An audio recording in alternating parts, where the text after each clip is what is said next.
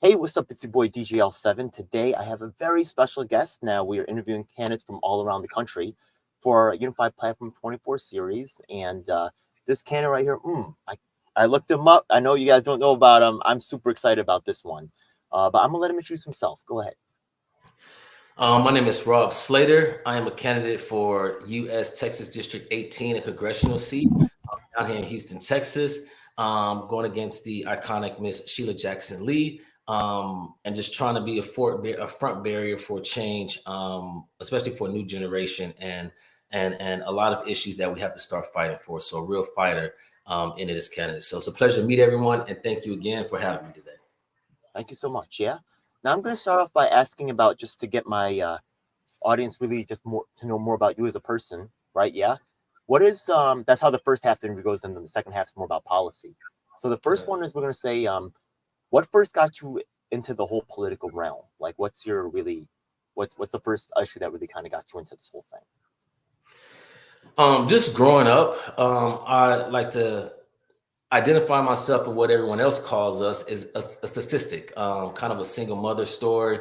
Growing up in the hoods and different hoods, if you will, from Los Angeles to Houston. We've been homeless. We've been on welfare. We've used food stamps when they used to be in a little booklet. You name it, we've been a part of it. But we're in that environment as a kid.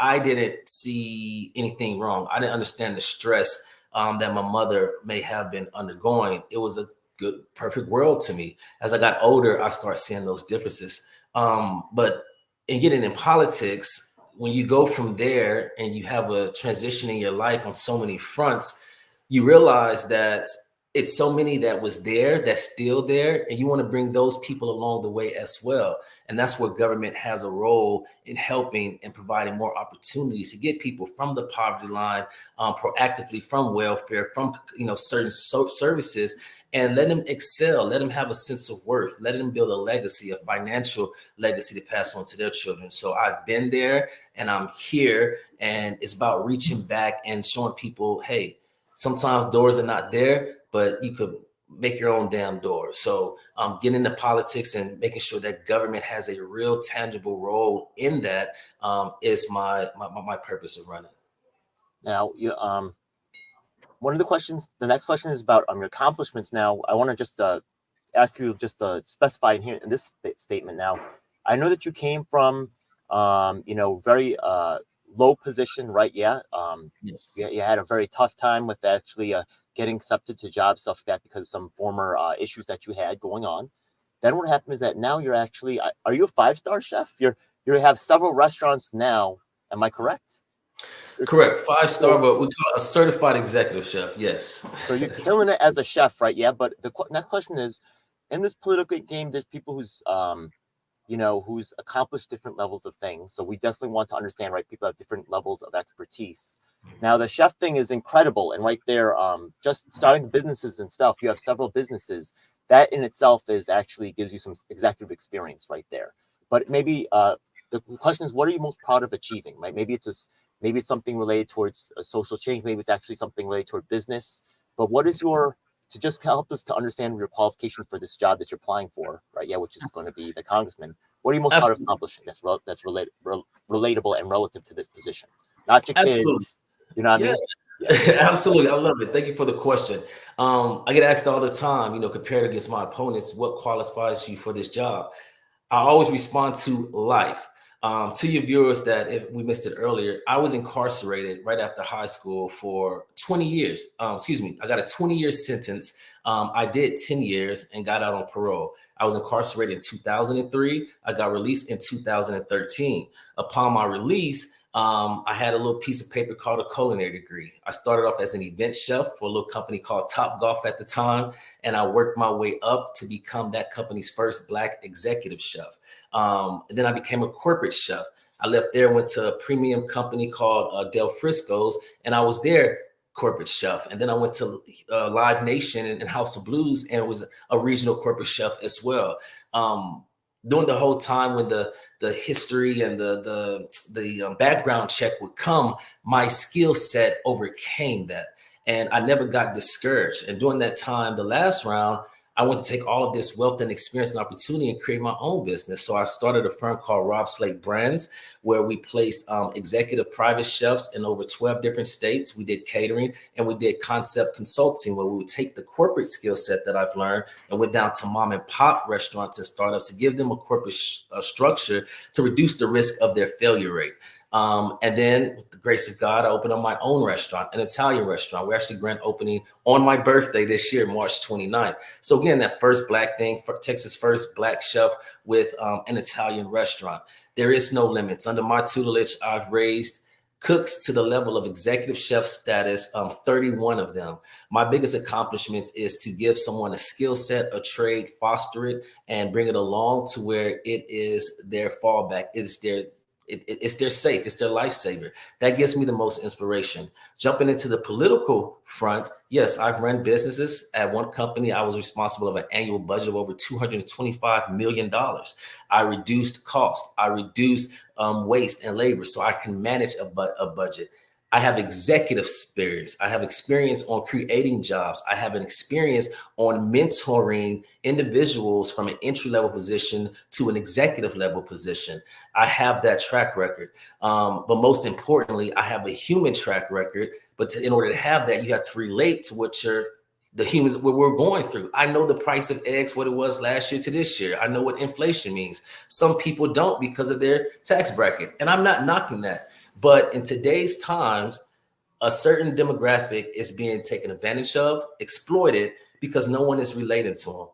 We have to relate and understand, and we need somebody to understand that came from where we came from and is at a position to where we want to go to bring us along. So that is my experience, is that I walked what I want to see happen in this country. The real redemption, a true second chance, a true opportunity society that give people the bandwidth to be their best. It's such an inspirational story. I really, I love it so much. I'm really excited to have you on the program. Thank you so much. Yeah. I really appreciate you. Yeah. And it's really cool that you know the dysfunction from the level of someone who's come out of the system and is struggling to get a job, struggling to just make life work for them when so much was dysfunctional. Or, right, the frustration of business owners because people think that all their lives are hunky-dory. No, it's not. There's a lot of red tape and BS and, fines that come out of nowhere, right? It's something that you're not even responsible for here in New York City. Someone else dumps something on the sidewalk in front of your business. You get a fine. You had nothing to do with that. Nothing, right? Yeah, but they dump something there and all of a sudden, right, you're getting a fine. Like, okay.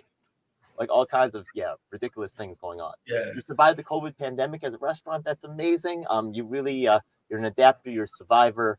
I'm a huge fan. Just to tell you, I probably, it might affect the bias of this interview. Oh, well, it is what it is. But hey, look, I'm here to ask tough questions too. So we're going to get to all of that.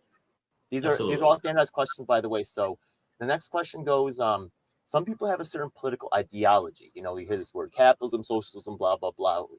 Do you have a political philosophy for yourself? Centrist, why you call themselves different labels. Do you have one? Let me say this. I'm an American independent. And what I mean by that is today, I believe that we're too tribal. You have to be a Republican. You have to be a Democrat. Then within those, you have to be extreme left, progressive liberal, or extreme right, MAGA, et cetera, et cetera. We're not getting to the table and listening and understanding, bringing in perspective and bringing everybody into the room. At the end of the day, when a leader and a represents everyone, the pendulum is going too hard to where we just want to represent a certain amount of people, and negotiation and compromise are no longer, a thing. As a chef, if you walked into my house, I'm going to ask you, what is your dietary needs? Are you gluten-free? Are you vegan? Are you vegetarian, et cetera? Whatever my guests, their dietary restrictions are, guess what? When we sit at the table, I'm going to accommodate you. We're going to sit down, you're going to get fed, and then when we get up, we're all full. That's how American politics should be. I shouldn't force feed red beef mid-rare to everyone, including a vegan and a vegetarian. I should listen to what your interests are, get at the table, but it takes a real chef to cook up dishes for everybody at the table. And that's how I look at politics. Now, my personal beliefs, my personal issues, so on and so forth, I can't lead that way. It can help direct my moral compass, but I can't lead that way because at the same time, I'm here to represent you. So this one size shoe fits all, Republicans are bad people, Democrats are bad people. We need to change the subject. We need to get back to true Americanism and belief that everybody has a seat at the table. And before we go on, not to go too long, one example that I always like to reference is that across seas, we have thousands of troops. They're gay, they're Muslim, they're Black, white, Asian, they're Republican, they're Democrat, they're transgender, whatever it is. Guess what? They're operating under one flag and they're defending this country so we could sit here like spoiled ass children and talk and debate, but our kids are safe while they're defending us. So we need to have that same courage as those that are fighting for our country to fight up under one flag and get back to serious issues, and then just work as a country, as a neighbor, and love each other. It's okay to agree to disagree. So that's my philosophy, is working across the aisle, working with different demographics. What I believe, what you believe, it shouldn't affect leadership. I should take your interest and make sure that it is at the table, period. You may not get all that you want, but you get something and you don't truly get all the way cut out. So that's my belief. That's amazing. Yeah, appreciate that answer. Now, the thing is that different people come out from, sometimes they're influenced by different people, like in their way of thought. Maybe there's someone who influential to your own thought. As an American myself, I don't really know about leaders from other countries. I was really raised on Malcolm X, Martin Luther King. When you think about it, like political activists, I'm an activist myself. Maybe yours are more business minded or, politically minded. I'm not really sure. Who's been influential on your thought and, ideas in the political realm? What's crazy? John McCain. John McCain is a war hero, a Republican senator that passed away. And it wasn't really his ideology or his policies. It was his courage. A lot of people don't know that Obamacare came into play because John McCain had the courage to step up and support it as the only senator against no matter what, didn't care what nobody else thought. They called him the Maverick.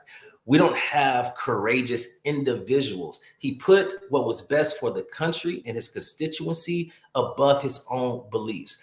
That inspires me. Honestly, it's some things I could be doing better than running for Congress. It's some interest. I've lost time and sleepless nights from my children, from the people that I love and spending time. But there's a greater cause and a fight for people that it's bigger than self. So moments like those and individuals like those, it's what draws me in. And I got this thing that if we win, our term is 2 years. If I'm not good or successful, then I won't run for another 2 years as a businessman. If I suck, I don't deserve to be in that job. And the people should hold me accountable. These career politicians, that should not be a thing. If you're not doing your job, you should get out of there. Why are the hell are we still talking about healthcare after 30 years? Why are we still talking about criminal justice reform, immigration? These are not nothing new. So if you were a part of the problem and haven't fixed it then, why the hell are we re-electing you to the same position when you didn't fix it then? We have to wake up. We need some new ideas, some people that's going to shake the system and not just use it as talking points when it's time for election. Hell yeah. I love it. Yeah. Appreciate it. All right. Now we're going to get to some of your policies. Now, when I ask about policies, I'm actually going to put my partners first. I work with many different groups. And actually, we talked a little about it before air, but I'm very excited. But let's talk about, I always usually do it in this order. So let's start with number one. I don't know if you've heard of someone named Julian Assange, but are you for the freedom of Julian Assange? Wikipedia, correct? WikiLeaks. WikiLeaks, yes. WikiLeaks, yes. Would you support the freedom of Julian Assange? I'm sorry, now? Would you support the freedom of Julian Assange? Yes, I would. Cool. Okay. Now, let's move on to the next question. Yeah, some people go into long explanations. We don't need that. Just a yes or no is good enough for most people. Let's go to the next one. Now, I was part of the Yang Gang. Some things happened there. That's a whole nother story. But what about UBI? Do you support UBI? UBI. Inform me on that. I apologize. Universal basic income? No. That's fair. Okay. Any particular explanation, or you don't have to if you don't want to, but Uniform basic income. We're talking about the long lines like minimum wage and things like that, correct?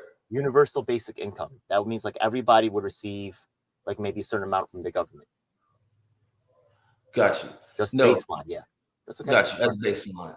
No, I prefer a universal, a more strategic tax code that's more representative of what the output is of the individual and making the wealthier pay more and so on and so forth. But as a baseline of income for all individuals, the reason why I would say no is because it is abusive unless we have guardrails and regulatory issues that make sure that the income is properly used and it's created to the productive society, then absolutely. But if it's just a flat out here you go, we're gonna have to look at that a little bit closely. I appreciate that answer. Now, a lot of people that are proponents for UBI that are my friends, I tell them right now that a lot of the things they say are for us are weaponized against us. That was a Right. mature answer. You saw a lot of, right, from being around that system and someone who's actually been on, right, and had friends that were also struggling getting the wealth. You've seen what happens. Yes. So I really appreciate the maturity of that answer. Yeah. Yes. A And let me lot of let the me people, yeah. let me Go add ahead. to that if I may. And I know right now, let me tell you, I have a cousin that's on food stamps. Literally a week ago, and please, sometimes maybe backlash, but I'm very transparent. A week ago, she asked, "Hey, I got some food stamps for sale," because she needed cash for the food stamps, right? Yeah. So there's abuse there. Let's be real, right? Yeah. That's, you There's can't do abuse. that. Yeah. I'm not going to It lie, does happen, though. It does happen. Yeah. yeah, and I But haven't, yeah, I'm not gonna it's say I not that. haven't Yeah. bought them before, but the reality is we have to have those conversations where there's not being abused so that the point is really productive. And that's what's deserving. So I want to protect the point and the mission of it. So I want to look at some things that make sure we got some guardrails there. Absolutely. Appreciate that. Yeah. Okay. So let's move on to the next topic right there. Let's talk about another community that I actually support actually and work with is actually the trans community. Now I'm gonna ask you this question, this position. Let's say that we know that trans people face a lot of housing discrimination. They face discrimination on the job, and the thing is that they often find themselves in positions of dire poverty, needing, let's say, for example, public housing. This is a theoretical question, by the way. Okay. So let's say theoretically, this is going to see how you how you would treat this situation. 10% of the people applying for housing are trans, right? But we go and look at the what's going on in the public housing system. We see only 2% of the people in public housing are actually trans. So we say this is a little strange. What's going on? We do an investigation. We ask the trans people what's going on. They say we're getting discriminated against, we're getting beat up, stuff like that. We don't like what's happening to us. Now, there's no law saying that you can discriminate against trans people, right? But somehow this is going on. What can you do to help this community get fair access to government services? And Well, the role of the federal versus state, I think the feds have strong laws in certain places they don't. Dealing with LGBTQ plus or rights or even trans specifically, those things should be elevated to a federal hate crime and make sure it's enshrined. A human and housing is human rights, period. It has nothing to do with you identify it as, your race, your ethnicity, your gender, your age. That shouldn't even be a talking point. So people identification, who they love, etc., needs to get out the conversation when it's dealing with federal government. And the reason why is because our trans community, they pay into the tax system. They should be represented in that taxation and it should be reciprocated and they should benefit as well. And if there's a breakdown in that, then there's a problem. So we need to elevate that to a federal hate crime level and remove the even option or the optics of that out of the conversation. That is not the role of the federal government. strong Period. answer. I appreciate that so much. Yeah. Another group that I work with is the disabilities community. I'm sorry, there's so many groups I work with. The disabilities community. Now, the thing is that right now, people with disabilities, right? If we take a look at minimum wage, it's often pegged to minimum living standards or poverty levels. People with disabilities are allowed to be paid sub minimum wage. Now, the thing is that I understand there may be productivity issues. Maybe we can make that with a federal subsidy or something like that. But would you support somehow, right, for people with disabilities to get minimum wage? Yeah. Absolutely. Oh, I Yeah, appreciate that. Go yeah, ahead. yeah, absolutely. I My appreciate son, my son is disabled. He was shot during COVID twice. He was paralyzed from the neck down. With the grace of God, thankfully, he's got some mobility back, but he's stuck in a wheelchair. And even then, he's created a foundation and does a lot of work. But with someone that still has vigor and still passion, they should be supported. They should be helped because of a physical restriction or some type of element that's holding them back. That's the role for us to fill up and give them a baseline because they can still be productive. They still can have a sense of worth. So absolutely, yes.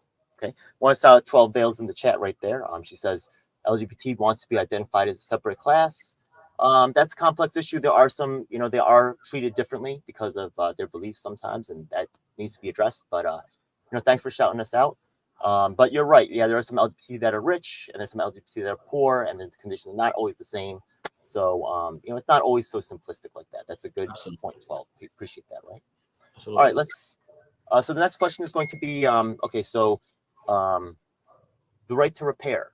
Now, actually, I don't know if you've heard. Have you ever heard of someone named Louis Rossman? No, sir. No. Okay, he's actually quite a popular YouTuber. He's actually has a repair shop where he actually fixes like iPhones and stuff like that. And right now, the industry is trying to make it so people cannot repair their own devices. They're trying to move us all towards subscription model, like ownership versus like actual ownership. People not really allowed to modify their devices. Would you support the right to repair? Yes, that is the what? So you can't repair if I bought this from you and it's mine, I don't have a right to repair it. Well, there's more stuff going on. Like for example, Biden actually had to pass a federal resolution because the military contractors were taking advantage of the military and forcing them into these repair contracts where only a legal service provider. So this fight was happening before with cars, right? Before, imagine like you have like a Ford car and you can only get your car serviced at the Ford dealership. That's the only place. That's what a lot of these cell phone companies are doing. John Deere did this to the farmers. There's a lawsuit going on. So it's and in McDonald's, that's why you can never get ice cream, because they have to fix the ice cream machine. I think it's like $20,000 for each time. So they're just like, screw it, we're just gonna leave it broken. There's no ice cream at McDonald's. So there's a lot of predatory contracts going around. Yes. And I appreciate your support on that. Yeah. By the way, I really love the fact that I'm Asian. I mentioned Yang and stuff, and you might have thought I was like for UBI completely, but you I felt like your answers were honest. You weren't pandering, and that's really cool, man. I appreciate that. Yeah, but I do have more complex to look at that, so that's just what it is. Oh my goodness, I got a call from my allies in North Carolina. Key swing states once again. Texas is very, very interesting. I know there's a lot of political activity happening out there in Texas. Oh my goodness, for many reasons. Rob Slater is definitely a candidate that I'm definitely watching out for. All right, so now that we've covered my allies, now we're going to get to more like your broad concerns. We know that you're running for federal office. Yes. And they could take care of what? They take care of like the military, mail. What is it? A big part of the budget is going to be entitlements, like welfare, things like that. So we're going to ask about those things. The city takes care of what? Like police force, right? Those are less really right under, and you said before, like a federal law, right? Or FBI things. So that's good that you understand those breakdowns. So what let's take a look at, first of all, the example of right now the military is a hot topic, right? Yeah, you got the Israel thing, Gaza, right? All kinds of different things. It doesn't have to be about specific. There's also issues they're not talking about, like Namibia, the place of the Second Reich. They say never forget, right? When they talk about the victims of the Third Reich, they already forgot the victims of the Second Reich. Come on now. Just because they're African, like y'all are killing me with this. Y'all are killing me, yeah. Right. For real, right? Yo, Koreans too, like y'all killing me. Yo, for real. How you fucking about this ridiculous? So, anyways, right. So regarding military stuff, which is under the federal stuff, what are your positions on that? So at the end of the day, our military does follow under civilian rule, right? And that goes to the president, whoever is in office at that time.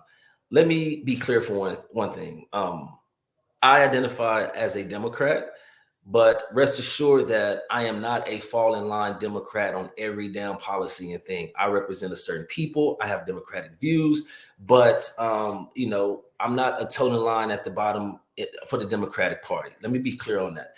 Both parties mess up with bad decisions. So from a military standpoint, excuse my language, we mess it up sometimes, right? And we have bias towards certain partnerships because of the influence in the country, the money, and then certain countries and ethnicities, we could say to hell with them, and we debate if we want to send them money or whatever the case is. Let's pause. Let's go back to the core and the structure of our allies and our support. If we're not universally going to have the same standards and morals and all that good old Western boy talk that we talk with every country, when there's a threat across the board, then we cannot pick and choose when it's convenient for us because of some type of political push or some type of lobbyist or our rich friends that has. I'm being very clear. I am not anti-Semitic. I am not, it's anti-nothing. It's about being honest and real and how we treat humankind. We're talking about negotiating $150 billion for an Israel package as well as a Ukrainian package, right? Do you know what $150 billion would do in Libya, in Sudan, in Africa, in the diaspora, and so much more? Do we know what it do in Haiti, right next door, or Cuba? Hell, do you know what it could do in Mexico? And maybe we could stop the immigration so much. When do we have money? When don't we have money? Let's be honest and create our global policy so that it is fair to all and that it's not benefiting and so on and so forth. And let's have those hard conversations instead of anti-Semitic. Just because you have an opinion that is deemed pro, you know, Islam or pro Muslim does not mean you're anti-Semitic. So we need to have conversations to take a step back, identify the misinformation, and get to the factual. And let's talk about American policy on being the beacon of light of inspiration for all. So with that being said, we need to hold our political leaders, which is ran by the civilian, that do dictate what the military go and so on and so forth. And hold those questions, even to, like you asked myself, for the president, but all the way down to your Congress leader. What would they vote for? What would they stand for? That makes sense. I do. I really love that answer. Yeah. Also, another thing that U.S. is also involved in is trade with other countries, right? Do you have any? I think that now you hear about like different money's coming back, things like that. There's different oil. There's also banking stuff going on, right? What I know it's a broad topic, but what's your ideas on like the U.S. and its trade versus with other countries? It's like I'm gonna be censored for this show. Sometimes I'm so natural. I'll say about all these things, but a lot of country got us in positions to where we can talk, like even with China, right? Our trade with China is not going nowhere because of the benefits thereof. We could be all smoke and mirrors. Trade is great for a global component, but I'm more interested in the trade and the dollars that we're bringing into those countries. I do want to look at their human rights. I do think, how does that benefit? Is it an authoritarian regime? Is it afflicting against the gay society, the homeless and the poor? But just because they have a good or a trade that benefits our capitalism, it's not enough. The point of trade is that we do better, you do better. In a global sense, we do better. But we've made it beyond clear that we can cut off a country from trade, from humanitarian right purposes, and still survive and thrive. We just start talking about the U.S. and our oil production in the last 20 years, but you swear for the last 50 years that the U.S. didn't have a drop of oil outside of Texas in the country, like we had to depend on it. No, it's all a lie. We could redefine our trade purposes that go hand in hand with humanitarian rights and poverty rights on a global scale that is sufficient to where we could still be successful, we could still grow our economy, but also other companies grow as well. We still shouldn't be a powerhouse that's increasing in the gap, but other countries are getting lower and lower. That's kind of reminiscent of our society. The rich getting richer, the poor getting poor. It's the same damn thing on a global scale. So we're going to do trade. We need to do trade with strategic partners that really love and support their community and constituency. That's what I stand on. Being in New York, you being in Texas, you know, the hot issue of the moment is the immigration thing, the migrants, everybody's talking about it. What's your thoughts on that whole thing?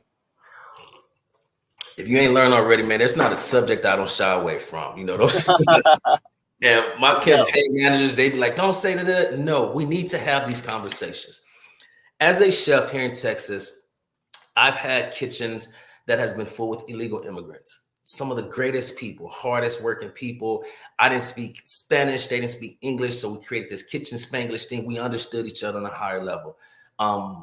So my heart, I saw the opportunities that they just wanted and the benefits of it. So in immigration, in that reform, we are a country of second chance and opportunity. However, we got to have the hard conversation on what does the influx mean? Because I also know that there's a population, they're stuck in this demographic.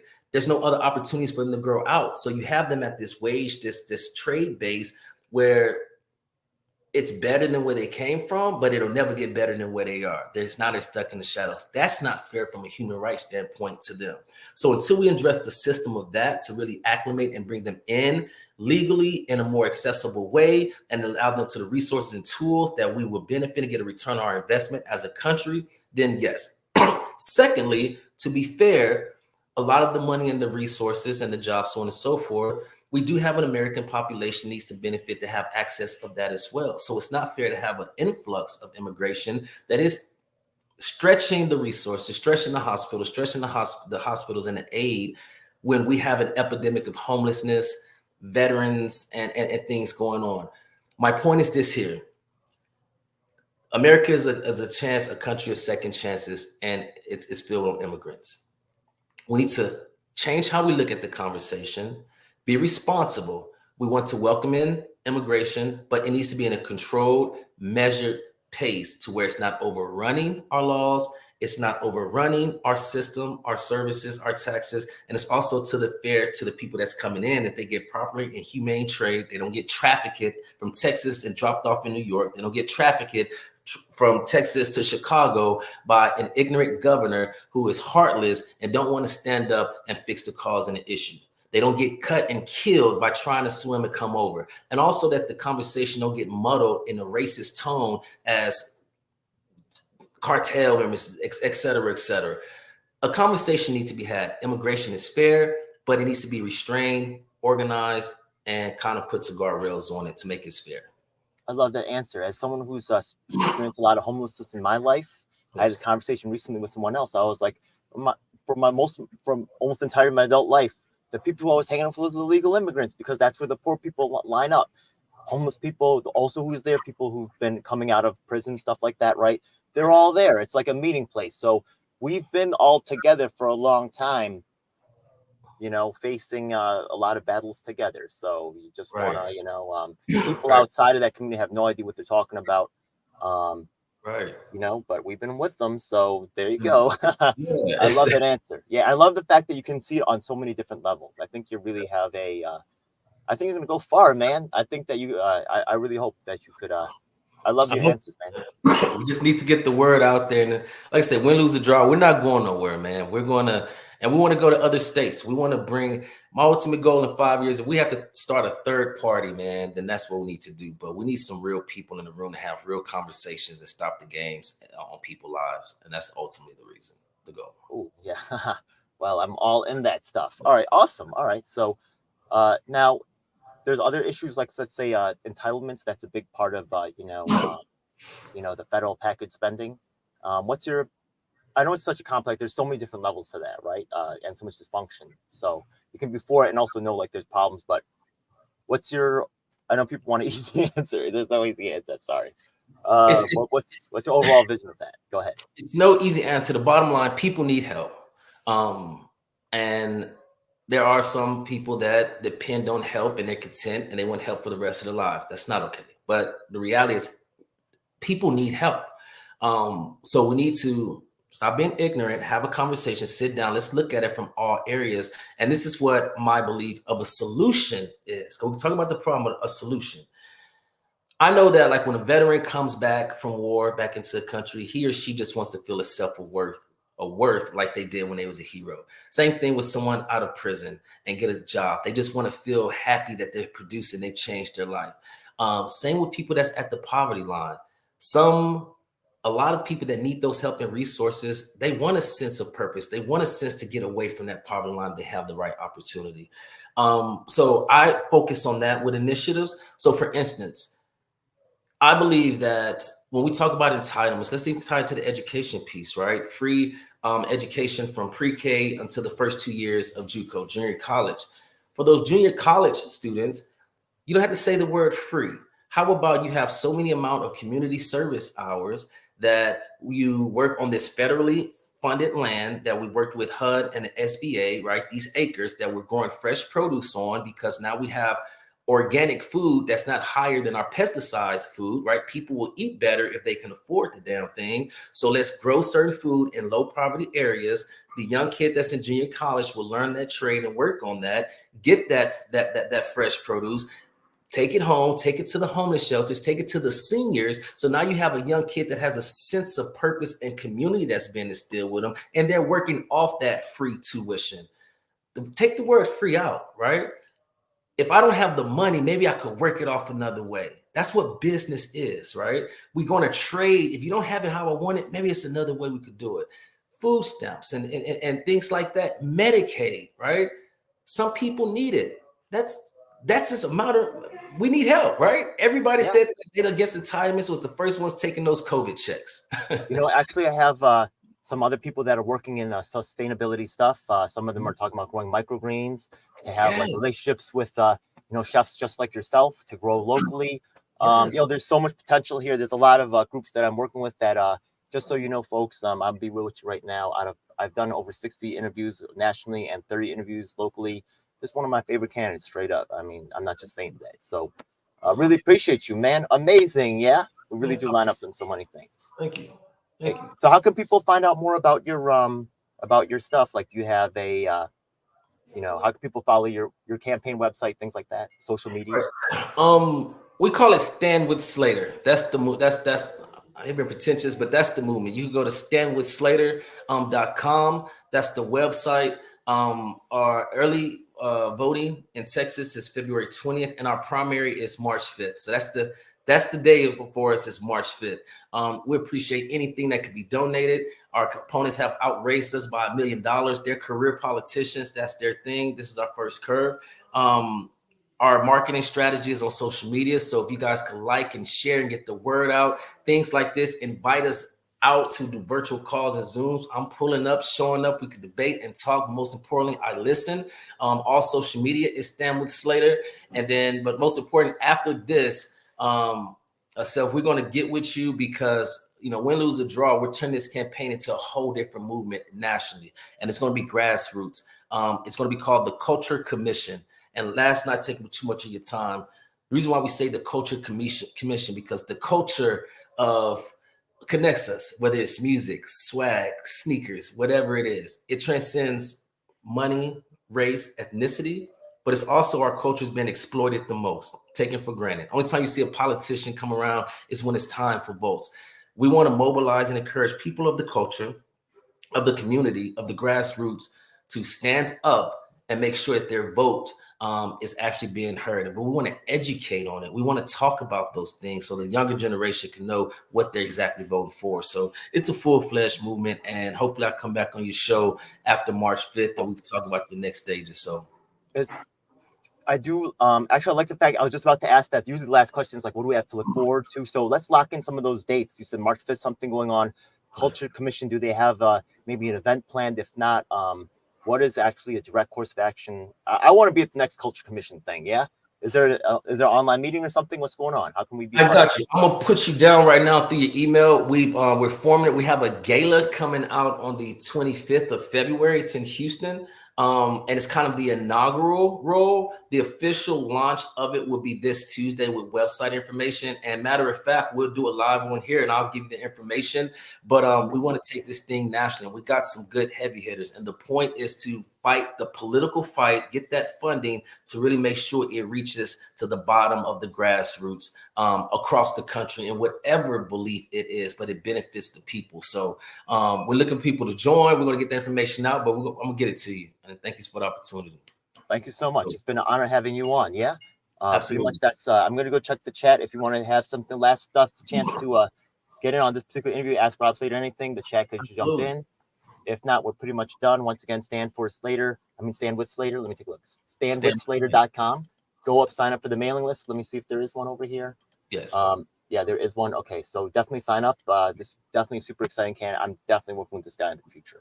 Awesome. Got a lot of things to work on. Thank you so much. Thank you so much, God. I appreciate you, man. Let me know if you need anything. Appreciate it. Thank you. Let me hit end the stream first. And okay. I ended the